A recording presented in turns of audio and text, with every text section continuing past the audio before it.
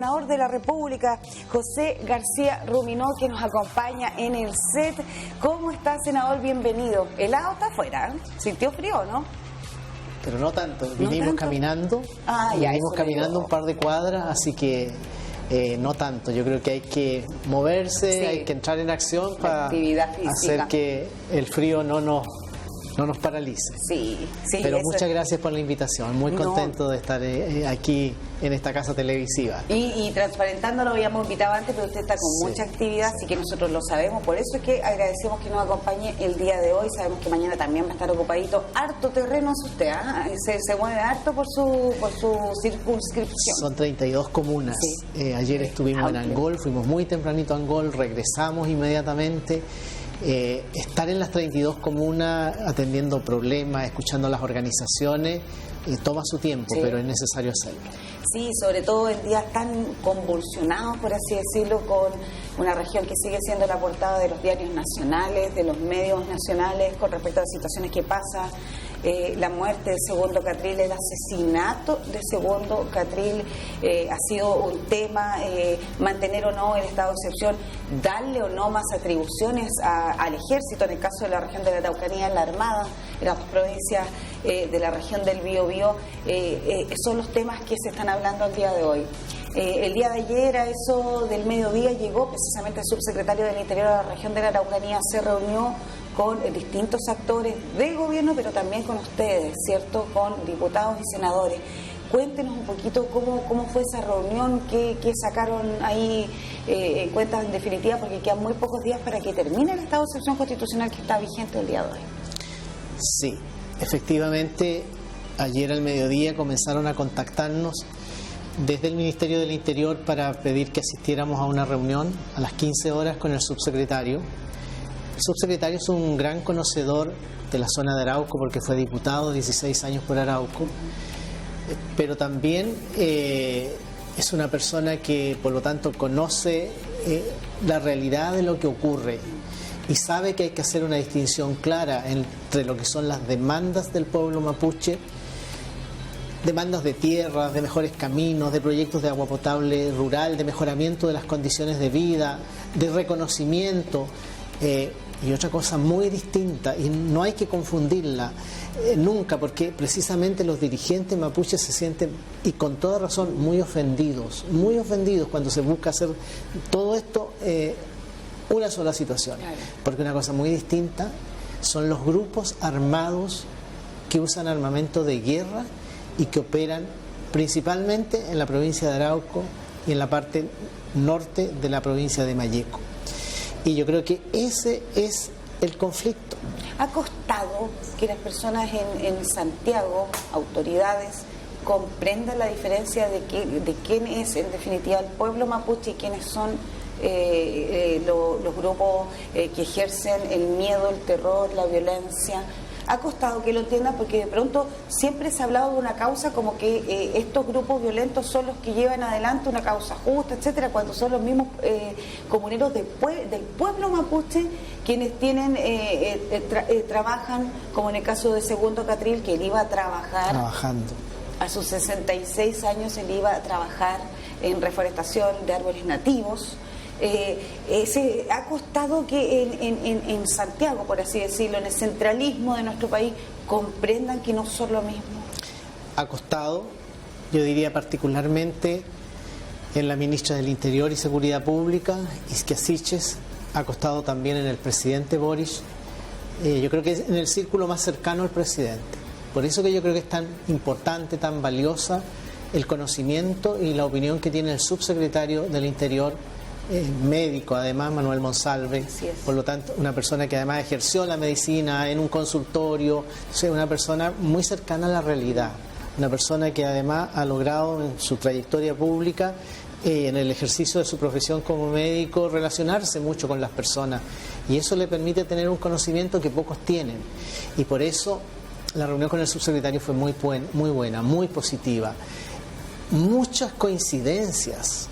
Entonces uno se pregunta, bueno, si hay tantas coincidencias, ¿por qué finalmente demoramos tanto en tomar medidas que resulten más eficaces para garantizar la seguridad de los habitantes, particularmente de Arauco y de Mayeco.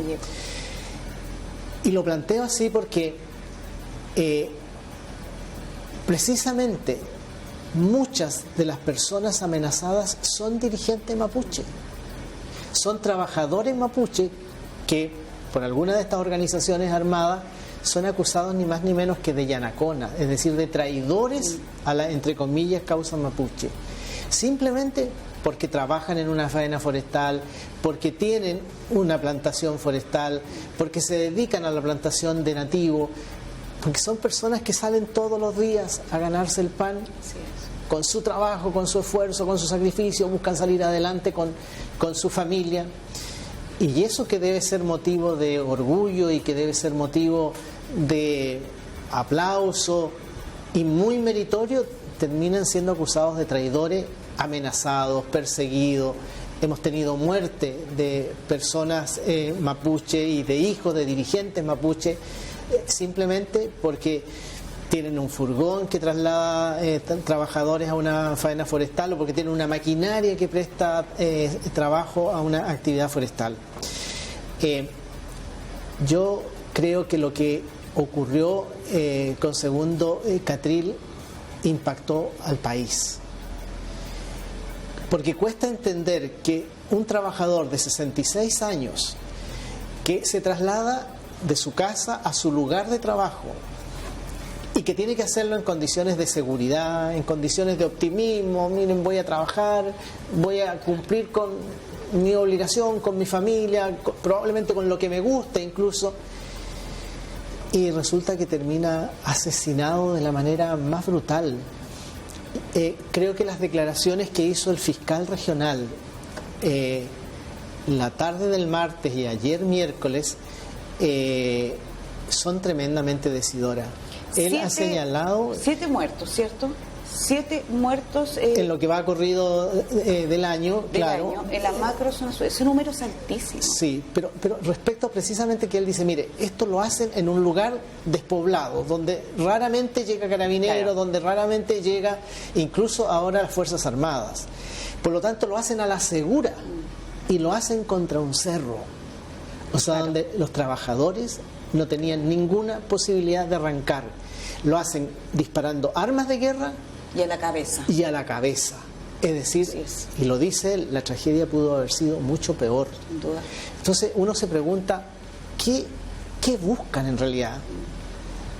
¿Alguna reivindicación? No, si lo que buscan es atemorizar a su propio pueblo que se supone que ellos representan. Exactamente. No puede haber algo, y ocupando un concepto que usted usó, Santos Reinao era quien llevaba en este vehículo a los trabajadores, a los comuneros. Santos Reinao, un dirigente que está amenazado, ¿cierto? Y por lo mismo, por tener suerte de vínculos, ¿cierto? Económicos, comerciales con empresas forestales, que es parte de lo que se produce en esa zona. O sea, no es algo de otro mundo. Puede que no nos guste, puede que no nos guste lo que le genera la tierra. Esa es otra discusión. En definitiva, dentro del marco de lo legal y de la libertad que tienen, ellos operan y trabajan de manera legal, ¿ya? Pero son llamados yanacona, traidores, que es el concepto, ¿cierto? No puede haber algo más yanacona, y disculpen si uso mal el concepto, no puede haber algo más yanacona que atacar a un propio comunero mapuche. Por supuesto. Yo creo que no hay nada peor que eso, digamos. Exactamente. Y en definitiva, ayer conversábamos acá, senadores, estuvimos con la diputada Ñanco. Ella concuerda que en definitiva sí hay gente que quiere que esto no termine nunca, que se mantenga el conflicto permanente. ¿Quiénes son? Ella no lo sabe, digamos, y esa es la labor también que concordamos todos que tiene que tener el Ministerio Público, ¿cierto? Claro. Pero a diferencia de muchos parlamentarios, sobre todo de esta región, ella dice que no se puede militarizar la región. Pero ¿de qué otra forma, senador, se puede garantizar la seguridad de personas como Segundo Catril, que ya no puede, porque ya no está, porque lo mataron, pero su hijo que salió herido, las otras personas que iban en ese vehículo, otros comuneros mapuches que son trabajadores y todo? ¿Cómo les garantizamos a ellos? Si ya a los chilenos que le han quemado camiones, que han alegado que esto y que lo otro, ya, no los ha pescado. Pero ahora que están atacando al propio pueblo mapuche, ¿cómo se le garantiza eso? ¿Debe ser a través de la presencia militar? A ver, los militares no actúan para detener personas, no actúan de manera reactiva. Ellos lo que hacen es apoyar a Carabineros de Chile y a la Policía de Investigaciones, que sí son instituciones encargadas del resguardo del orden público, principalmente para hacer patrullajes preventivos y para hacer controles preventivos. Nosotros fuimos ayer en la mañana a Angol, muy temprano, regresamos también antes del mediodía a Temuco y nos encontramos con varias patrullas. Y en realidad uno se siente más seguro, más tranquilo, porque entonces si hay un vehículo que va cargando armas y armas de guerra y ese vehículo es detenido, bueno, podremos prevenir que esas armas no se usen y podremos hacer que Carabineros, no las Fuerzas Armadas, detenga a esas personas que van portando armas, que sean controlados de tal manera de saber si son armas inscritas o no inscritas, de dónde procedieron las armas, en fin. Entonces, yo creo que ayuda mucho a prevenir situaciones y a evitar que muertes como la de don Segundo se sigan ocurriendo. Si tenemos que hacer todos los esfuerzos por evitar eso, y tenemos que hacer todos los esfuerzos para que haya más controles, más seguridad. Ese término de militarizar la Araucanía o militarizar la macrozona es lo más irreal que hay. De hecho, ella argumentaba que no debía hacerse aquello porque los militares están preparados para matar. Claro, pero los militares no actúan con el propósito de ir y enfrentarse. Ellos incluso van a evitar siempre enfrentarse. Lo que ellos hacen, repito, es apoyar a Carabineros, una institución que tiene sus propios problemas, porque Carabineros y la PDI tienen que cubrir todo el territorio nacional. También son víctimas de muchas acciones violentas, de muchos delincuentes.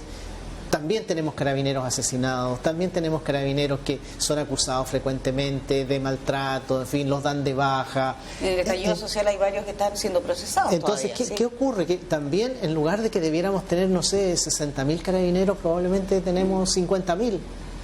Las cifras nunca son exactas. Y hay menos interés también por ingresar a la institución. Mucho menos interés, y es cosa de que uno se pregunte en la casa si vería con gusto que uno de nuestros hijos, uno de nuestros nietos dijera, quiero ser carabinero, porque eso representa un tremendo peligro. Entonces, por supuesto que Carabineros y la PDI necesitan ese refuerzo. Claro. Permite multiplicar las acciones, permite multiplicar los puntos de control y sobre todo permite usar material del ejército. Estoy pensando drones de la Fuerza Aérea, estoy pensando en helicópteros, estoy pensando en la zona de Arauco, donde está la Marina, a cargo tecnología más avanzada, tecnología que Carabineros no tiene. Entonces, no es solo la presencia del uniformado, no es solo la presencia de un arma empuñada por un militar, que son de por sí persuasivas y disuasivas, sino que básicamente la tecnología que aportan a todo este proceso.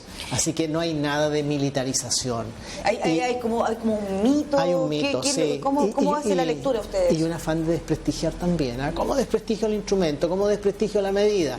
Bueno, hablemos de militarizar, cuando en realidad la gente se siente mucho más tranquila, mucho más segura.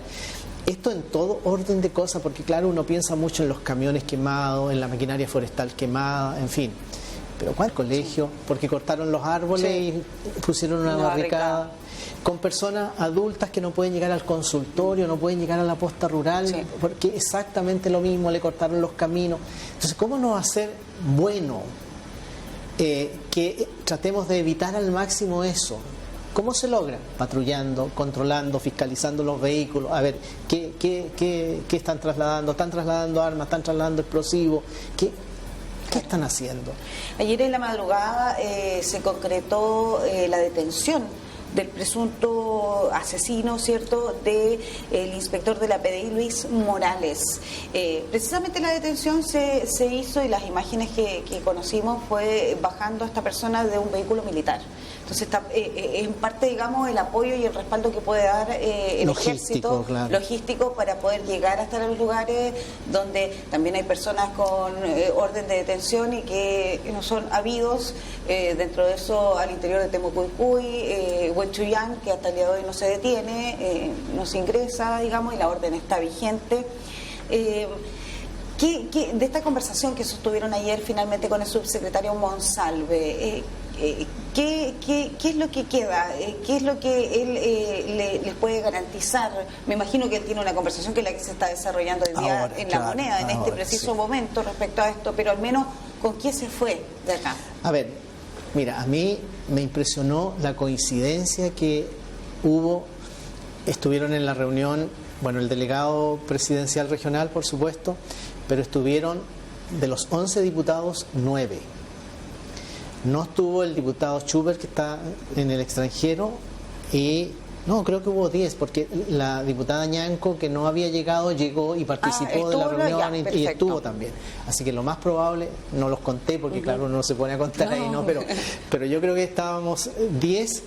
El único senador que alcanzó a llegar, porque como digo, esto fue bastante... Sí, el llamado fue bien encima. Yo por eso adelanté mi viaje de Angola, incluso, porque para poder... tenía todo programado en Angola. Claro, uno programa la semana regional con bastante anticipación. Pero logré adecuar mi agenda para estar y regresar de Angola. Entonces, en esa reunión, mucha coincidencia. Por ejemplo, que ya tiene que ver con porque el problema de la seguridad está tremendamente presente aquí en la Araucanía. Tenemos nuestras propias particularidades, nuestras propias dificultades adicionales, pero está extendido en todo el país, y el temor a ser asaltado, a que te roben, estos portonazos, que te roben el vehículo, a veces con niños al interior, la migración ilegal, el ingreso ilegal de migrantes en la zona norte. Los asaltos a casas con personas habitadas. O sea, ni siquiera el robo en casa no habitada, ahora es asalto directo en casa, y eso ha pasado acá en la región de la Araucanía. Le dijimos, subsecretario, esto de que sea Ministerio del Interior y Seguridad Pública ya no da más. El ministro del Interior siempre ha sido el jefe político del gobierno de turno. Tiene como esa dualidad, ¿cierto? Así es. Porque el jefe de gabinete del presidente, ¿cierto? O sea, es el que tiene que ver la coordinación con todos los ministerios. Y además con todos los ministerios, y además seguridad. Y además seguridad, que hoy es un tema en sí mismo. Claro. En el mundo y en Chile, y donde el crimen organizado, el narcotráfico, el terrorismo, la delincuencia ya no usa instrumentos ya ni siquiera del arma blanca para asaltarte. O sea, el fiscal regional, al menos acá en esta región, confirmó que se atacó con fusiles de guerra. De guerra. Eso está confirmado. Entonces uno se pregunta, ¿y cómo adquirieron esos fusiles de guerra? ¿Cómo ingresaron? No basta con que yo tenga el fusil, tengo que tener las municiones. ¿Cómo compro las municiones? Entonces, lo más probable es que a través de nuestra extensa frontera hay pasos por donde están llegando, o barcos quizás, que a lo mejor uno dice un barco, no sé, a un par de millas, y van lanchas a buscar esas armas. De hecho, se detuvo un camión en Argentina que venía en dirección a Chile con armas. ¿Te acuerdas? Armas. Dos, exactamente. Sí. 2 en un plazo de 15 días. Sí. O sea, lo que muestra que hay reiteración. Claro, de que pudieran eventualmente estar llegando, y porque de algún lado tienen que venir. Entonces, en el tema seguridad, el mundo, pero también Chile, está enfrentando un crimen organizado y está enfrentando, yo diría, una organización criminal. Estamos organizando, estamos en presencia de bandas que tienen mucho apoyo y probablemente también mucho dinero, porque todo esto es bastante lucrativo. El negocio de la droga es lucrativo. La madera. El negocio de la madera, el negocio de las armas, por de pronto, es tremendamente lucrativo. O sea, cuando uno ve que se roban armas de las bodegas del ejército, porque el ejército tiene una unidad que se llama la Dirección de Movilización Nacional. Sí. De hecho, ellos velan por la ley de control de armas. Sí. Y bueno, lo hemos visto todo en las imágenes de la televisión, de que desde allí robaron armas Bueno, para robar armas desde ahí es como que yo robe de la bóveda del Banco Central. O sea, no es que sea una persona que va pasando y dice me voy a robar un arma. Son crímenes, es crimen organizado. Entonces, eso requiere especialistas, cooperación internacional, requiere alguien lo más experto posible, lo más profesional posible, que esté a cargo de esa área tan importante y tan sensible, pero al mismo tiempo de tanta demanda de la ciudadanía. Si yo creo que hoy la principal demanda de la ciudadanía al Estado es que brinde protección, brinde seguridad, que podamos llevar los niños al colegio, que podamos llevar nuestros adultos mayores o nuestras personas delicadas de salud al control médico, a la atención de salud respectiva, en la posta, en el consultorio, en el hospital, donde sea, desarrollar nuestras actividades normales, el que es agricultor, el que va a la oficina, el que es profesor, en fin. Es como lo mínimo, senador, porque si logramos vivir en un país tranquilo, donde al menos los delitos comunes que se perpetren sea en un porcentaje bajo, ¿cierto?, vamos a lograr poder sobrellevar además la situación económica tan difícil que vivimos al día de hoy y que se espera que siga subiendo la inflación. O sea, para julio se espera que siga al alza, van a seguir subiendo los precios de todo, va a subir el precio de la luz. O sea, imagínese algo tan que a todos nos afecta, básico y transversal en definitiva, porque afecta desde el más rico al que tiene menos recursos. Entonces, ya a todos esos problemas que afectan al bolsillo, a las demoras, por ejemplo, hasta la lista de espera de las personas que están esperando para poder operarse y que producto de la pandemia, etcétera, se retrasó y se alargó la espera, etcétera. Imagínense toda esa tensión, le sumamos que no podemos salir tranquilos a las calles. Efectivamente. Y en la Araucanía no se puede transitar tranquila, porque yo no sé, senador, si sea tan fácil decir a alguien, ya juntémonos a la 1 de la mañana en Pastene. No, yo no voy. No voy, porque el traslado de Temuco, yo no voy. Claro. O yo voy a andar solo de día. Sí. Y ya antiguamente ya quedó como en el pasado que los ataques incendiarios eran de noche, ahora ya también son de día. O sea, ya se instaló a cualquier hora. Para seguir tu misma línea de argumento, porque es muy real, muy real. Las cosas que se conversan en la televisión tienen su efecto en la vida real. Pastene. ¿Cuáles son las dos actividades principales de Pastene? Turismo. El turismo, principalmente gastronomía. Sí. La gente toma su vehículo, hora y media, 2 horas, llega a Pastene, almuerza rico, porque está toda la comida italiana, en fin. O La Madera, pues si está... Por supuesto. Pastene es parte de la comuna de Lumaco. Entonces, cuando nosotros decimos que la gente ya no se atreve a ir, que la gente no va a comer a Pastene porque tiene temor al regreso, al llegar o al regresar. Claro. Entonces, lo que hacemos es que finalmente una localidad preciosa como Capitán Pastene va menos gente, menos flujo de turistas, menos actividad, menos empleo. Los jóvenes de Pastene tienen que salir, tienen que emigrar.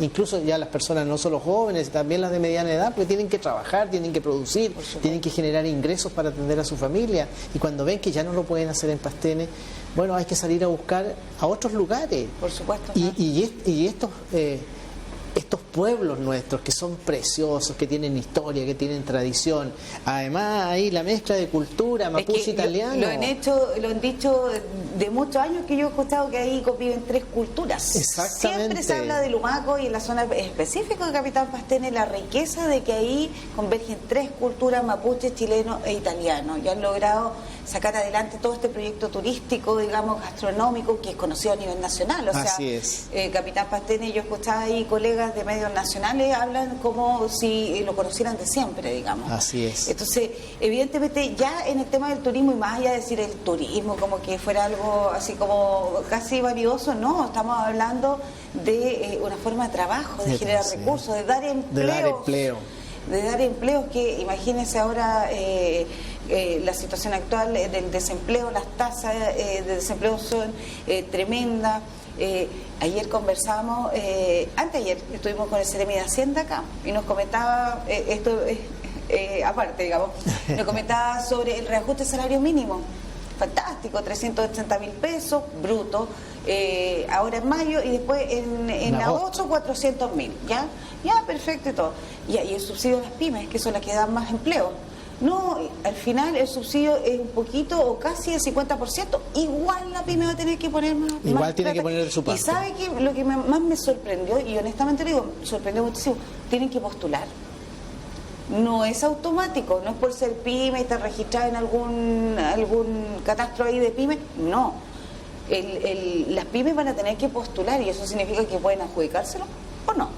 Sí, más que postular es que ellos tienen que inscribir a sus trabajadores, porque el subsidio es por los trabajadores que estaban entre enero y abril. Sí. Hasta abril. Más los que contraten de aquí en adelante, entonces tienen que demostrar que realmente... Pero nos dijo aquí claramente Cerebre que tienen que postular. Lo que pasa es eso, claro, porque tienen que acreditar de que el subsidio que van a recibir corresponde a los trabajadores que tenían. Pero eso no es burocracia. Me decía, sí, pero es retroactivo. Sí, pero finalmente... Yo también creo que está bien que sea retroactivo. O sea, lo que pasa es que con recursos públicos hay que ser cuidadoso para que no vaya a haber alguien que haga mal uso del subsidio. Pero por eso es importante también cuando se aumenta el salario mínimo se tenga conciencia en definitiva también la situación de las pymes. Sí, claro. De aquellos negocios que trabajan con 2 o 3 empleados y que chuta, yo no voy a poder pagar este salario mínimo porque no me da la condición, va a tener que despedir a uno.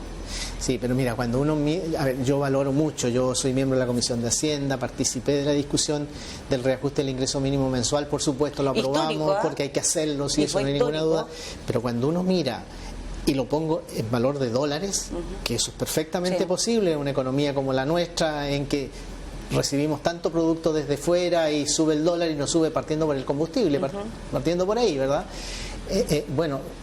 Cuando yo lo mido en términos de dólares estoy igual, por lo tanto el salario, el reajuste del ingreso mínimo mensual, que había que hacerlo sin duda alguna, pero en el fondo es para recuperar parte del poder adquisitivo que se había venido perdiendo en estos últimos... Lo importante estos últimos 12 meses. Es que el reajuste real, por lo tanto... Era lo que correspondía a ese. Exacto. O sea, tampoco es... Porque en comparación a otros años es bastante más alto. Lo que pasa es que otros años se había hecho algo distinto, parecido pero distinto. Y yo en ese sentido le encontré razón al ministro de Hacienda que lo que se hizo ahora es más transparente y que es reajustar el salario mínimo. Lo que habíamos hecho en 2 o 3 años atrás era... se reajustaba poquito el salario mínimo, pero se otorgaba un subsidio. O sea, me llegaba la plata de mi empleador y por el otro lado el Estado me ponía un cheque de 20.000 pesos, de 30.000 pesos, dependiendo el rango de... Entonces, igual estábamos con un salario mínimo como para 500.000 trabajadores en término país, un poco más alto, porque estaba este subsidio del Estado. Entonces ahora el subsidio... el empleador va a estar obligado a pagar un salario mínimo más alto y el subsidio va a ir a través de... va a ir a la pyme, va a ir a la pyme. Claro. Pero ya, digamos, así tan nuevo y tan novedoso tampoco es, porque yo creo que tampoco uno tiene que... había que hacerlo, sin duda, pero no podemos decir que esto es la solución de todo, ni que está resuelta la situación de ingreso de los trabajadores, porque no es así. Y esperemos que no afecte a las pymes, porque al final eso se va a ver en el camino. Pueden haber intenciones, ¿cierto?, y creer que efectivamente esto puede ir en ayuda a los trabajadores, sin duda. ¿Quién no va a querer que todos los trabajadores de nuestro país ganen más? Claro. O sea, no hay nadie, digamos. Si el tema es considerar también la realidad de quienes generan empleo a menor escala, pero son empleos importantes, ¿cierto? Y que esos empleos sigan siendo empleos formales, con sus cotizaciones previsionales, con la seguridad social que conlleva, si el trabajador se enferma tenga derecho a su licencia médica. Por supuesto. Porque lo que muchas veces ocurre, si yo subo el salario mínimo, la pyme no lo puede pagar, probablemente la pyme va a empezar a trabajar en la informalidad. O despide. Y despide trabajadores, y más desempleo. Entonces, claro, las cosas son un círculo, uno tiene que ser cuidadoso de mantener el equilibrio. Por supuesto. Le agradecemos, senador, que nos haya acompañado hoy. Por supuesto, las puertas están abiertas este matinal cuando quiera acompañarnos de nuevo para que analicemos, para conversemos de lo que está pasando en el Congreso. Hoy, por supuesto, está todo centrado en el tema de seguridad de esta región. Esperemos, porque usted tiene esperanza, digamos, lo que va a hacer el subsecretario, ¿cierto? Tengo esperanza, sí. De acuerdo a lo que conversaron ayer. Así que vamos a estar muy atentos acá a lo que vaya a suceder en los próximos días y, por supuesto, cuando quiera nos visita, ahí su cámara, para quienes lo están viendo ahí se pueda despedir. Muy amable, quiero nuevamente agradecer la invitación decir que los parlamentarios de la Araucanía en conjunto, todos, transversalmente, sin mayores diferencias políticas, aunque muchas veces no podamos entregar los detalles, pero estamos todos trabajando y haciendo los mayores esfuerzos para disminuir la violencia. Nosotros entendemos que hay que encontrar a los responsables y hay que desarticular a los grupos armados. De eso estamos hablando, de grupos armados que usan armas de guerra para atemorizar a la población. Y por lo tanto lo que corresponde es que a través de las instituciones, Ministerio Público y nuestros tribunales de justicia, podamos finalmente sancionar y condenar conforme a las leyes a quienes llevan adelante estos brutales atentados que han costado tantas vidas, que han terminado con la integridad de muchas personas, que han destruido tantos bienes públicos y privados y que causan tanto dolor y tanto daño. Muchas gracias. Muchas gracias, senador José García Ruminot. Ya lo sabe, estamos aquí cuando quiera volver nomás al matinal para conversar con nosotros y por supuesto con toda la gente del sur que nos ve. Que muchas tenga gracias, buen día. muchas gracias. Nos vamos a una pausa, volvemos enseguida.